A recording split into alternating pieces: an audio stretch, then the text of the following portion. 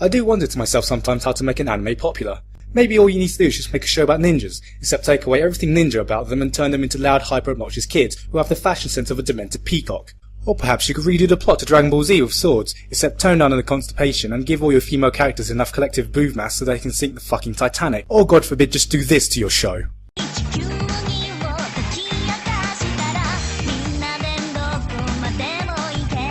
The only thing for sure is that an anime certainly doesn't have to be good to be popular, and an anime that's good can be very easily missed. No anime fits this case better than Baccano, an anime which somehow missed the spotlight of 2007, since every time I tell someone to watch it I get this strange bewildering look like I'm some sort of elitist prick, because I'm apparently one of about 10 people who've seen or heard of the show.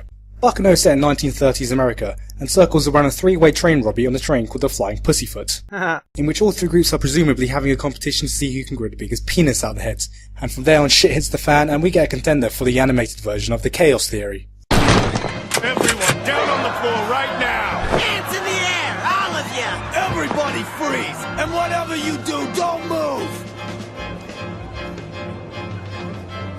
But which one should we do?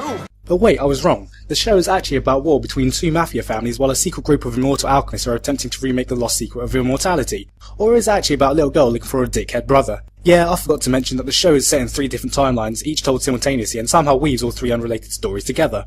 Anyway, as a testament on how well the show is written, the upload to the show is in the first episode, and the final climax happens before the train even sets off. So in other words, the beginning is the end is the beginning, the middle is just fucked off somewhere, and everyone's bloody confused. And that's the thing, you will be confused watching the series since the show moves fast enough and enough things happen to make this a 26 episode show, but they managed to squeeze everything into just 13 episodes. At first I was just so confused in keeping up with everything the show presented me with, trying to remember which character was in which mafia family, which scene was in which timeline, which characters are immortal, is this guy wearing green underwear or red underwear, but take my word for it and just keep watching anyway because all the small details don't matter in the bigger picture, and everything comes together eventually in the end like me, a condom, and 2 hours alone with your mother. There are so many characters in this show that I could go on all day describing them, such as Lad, the psychotic killer, Vino, the psychotic killer, Janie, the not so psychotic but still messed up killer, and Jacuzzi Splot. Yeah, I know.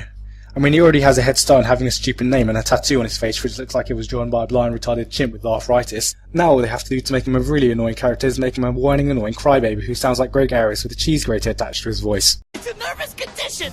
It's not crying! Crying like a girl. I could go on describing the 16 plus characters that I have, but I won't, since they're all likeable in some way. They're not hunting! They're shooting at people! People!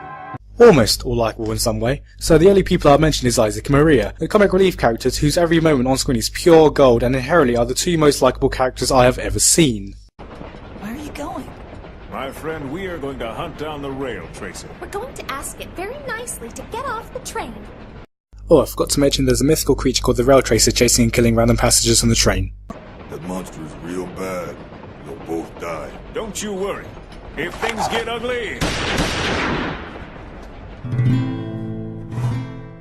I'll use my trusty 100 guns. But you don't have any guns. How about that? But you know what? A grizzled old ranch hand asked me once. Know where a real cowboy keeps his gun? His heart. Try not to die, okay? Bye. Normally with a show that has 3 storylines being told simultaneously, a cast of characters too big to count and only 13 episodes, the term clusterfuck may be applied. But Baccano achieved something I thought it never could achieve after I finished watching the first episode. It clears up every storyline without too much confusion and somehow links them all together. It makes every character likeable and cool while giving those characters enough depth and development that even Jacuzzi Splot becomes likeable in the end, and makes it so damn entertaining that it's hard to find a single minute that's boring. Seriously, this is a show that has everything. Great action, great comedy, horror, and goddamn even a bit of romance. The show is surprisingly gory, which isn't for everyone, but personally I thought it just added to the whole fun of the show.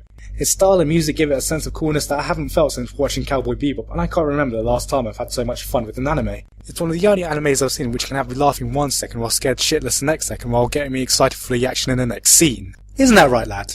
Yeah, that's right! I would recommend watching this anime dubbed since you can hear all the New York accents, which, while not perfect, still help immerse you in the show and make it feel like you're watching a genuine 1930s gangster movie and not just an anime.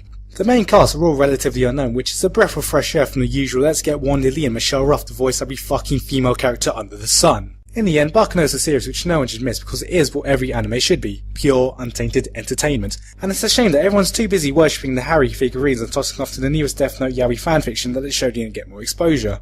It has the coolness and style of Cowboy Bebop, the crazy characters you find in the Guy Ritchie gangster flick, and a Pulp Fiction style of storytelling that you just have to watch to appreciate. Top this off with one of the best anime openings I've ever seen, and you have yourself one hell of a show. So you know what? I'm just gonna stop trying to convince you to watch it and just tell you to bloody watch it.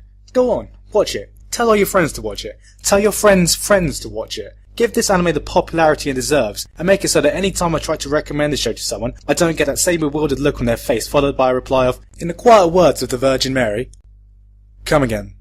I give this anime a well-deserved 10 out of 10.